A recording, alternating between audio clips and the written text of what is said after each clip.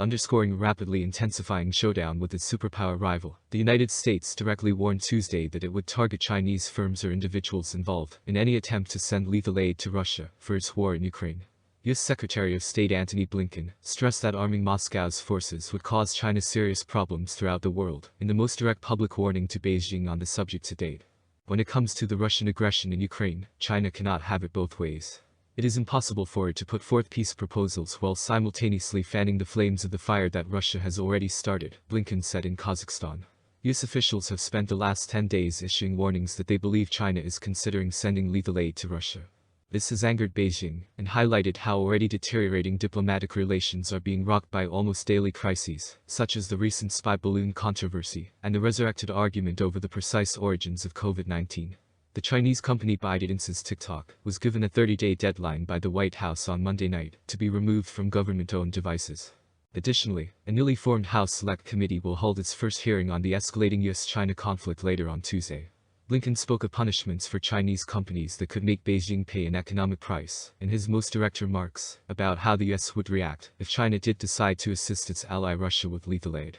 In a statement made in reference to his own meeting with top Chinese diplomat Wang Yi in Munich this month, and President Joe Biden's discussions with President Xi Jinping in Indonesia in November 2022, he said, "We did very clearly warn China about the implications and consequences of going through with providing such support."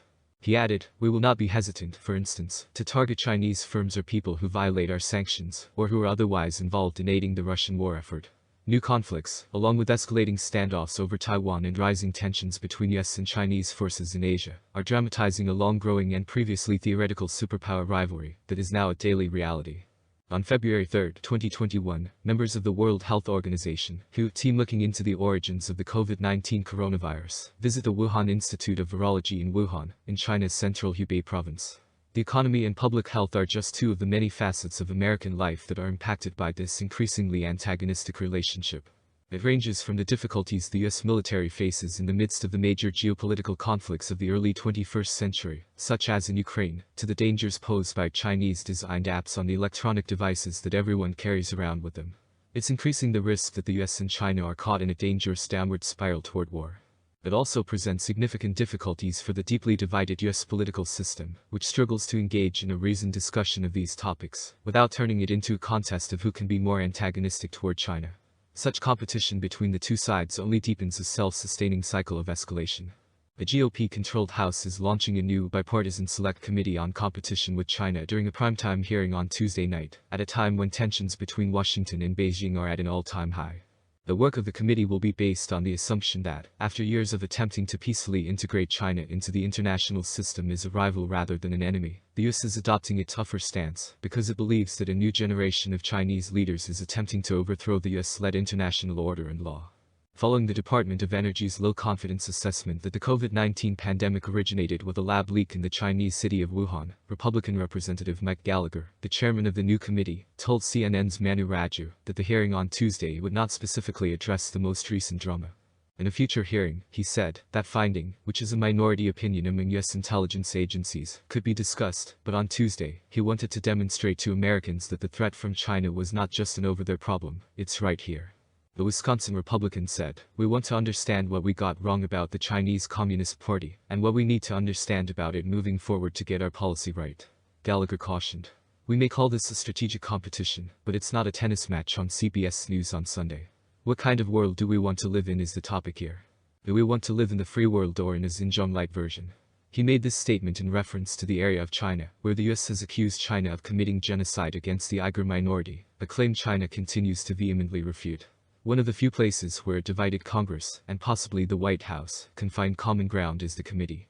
The Biden administration has strengthened the ex-President Donald Trump's already aggressive stance toward China.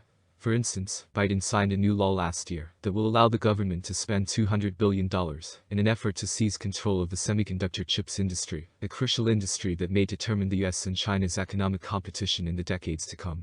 The recent controversy surrounding COVID-19's origins is a study of many of the factors that are damaging US-China relations, including US mistrust of the Chinese Communist Party, and its leader Xi Jinping's desire to maintain his and the reputation of a political system that he holds up as an alternative to Western democracy. Its demands for details regarding the pandemic's origins demonstrate how China is refusing to follow international norms, in this case, by not allowing further virological investigations. All of this only serves to fuel a ferocious backlash in Washington, which in turn exposes political rifts within the US. Regarding the pandemic's origins, there is no agreement within the US government.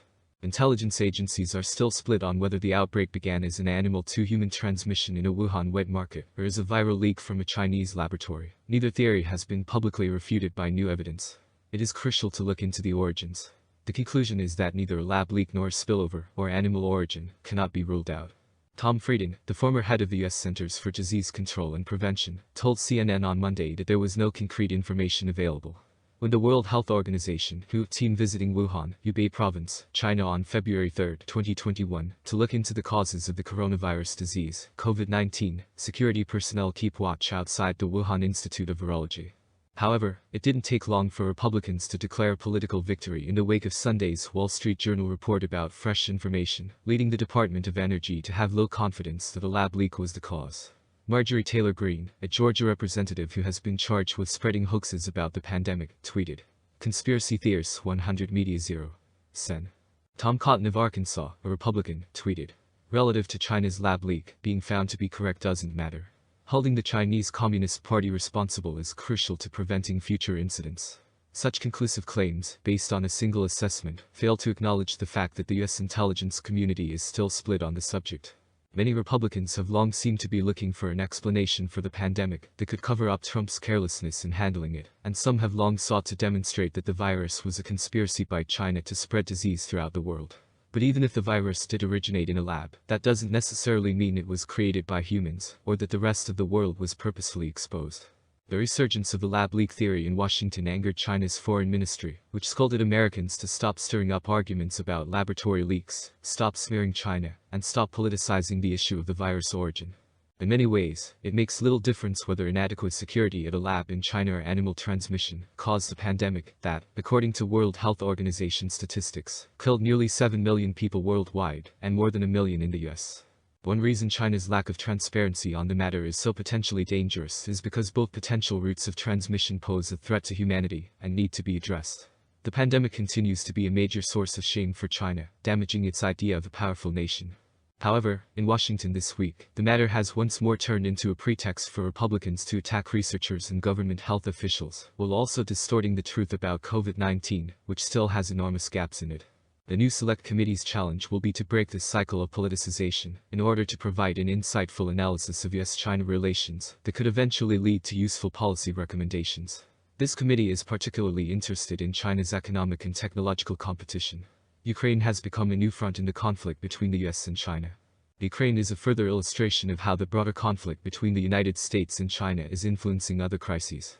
The US, citing unpublished intelligence, has spent the last week warning that China is considering sending lethal aid to bolster Russia's forces, a situation that would effectively put China on the opposite side of a proxy war with the US and NATO powers that have sent billions of dollars in weapons to Ukraine. Beijing has long emphasized Russia's justifications for the invasion, which happened a year ago, not long after Vladimir Putin, the president of Russia, visited China and agreed to a friendship with no boundaries with Xi. China would prefer that Russia, which shares its autocratic system of government, avoid total defeat in Ukraine, which might result in Putin being forced from power.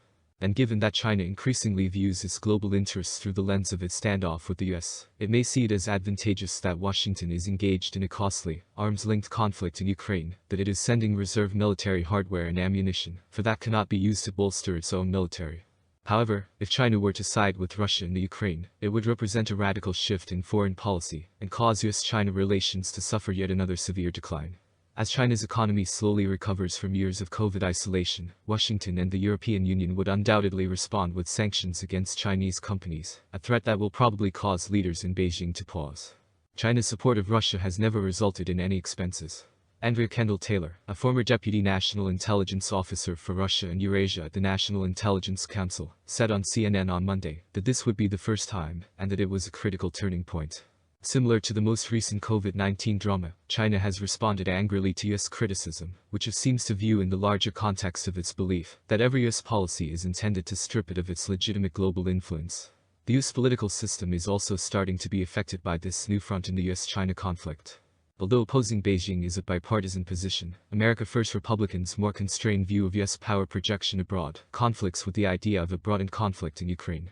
Although some conservatives, including Florida Governor Ron DeSantis, a likely candidate for president in 2024, have warned against escalating the conflict, traditional hawks like Senate Republican leader Mitch McConnell strongly support increasing U.S. aid to Ukraine. Last week, he made a rare foreign policy comment in which he specifically alluded to possible Chinese involvement. DeSantis said on Fox and Friends in reference to the Crimea and borderlands, which Russia forcibly annexed from Ukraine. "I don't think it's in our interest to be getting into a proxy war with China, getting involved over things like the borderlands or over Crimea," he added. His remarks served as a timely reminder that politics ultimately determines everything in Washington.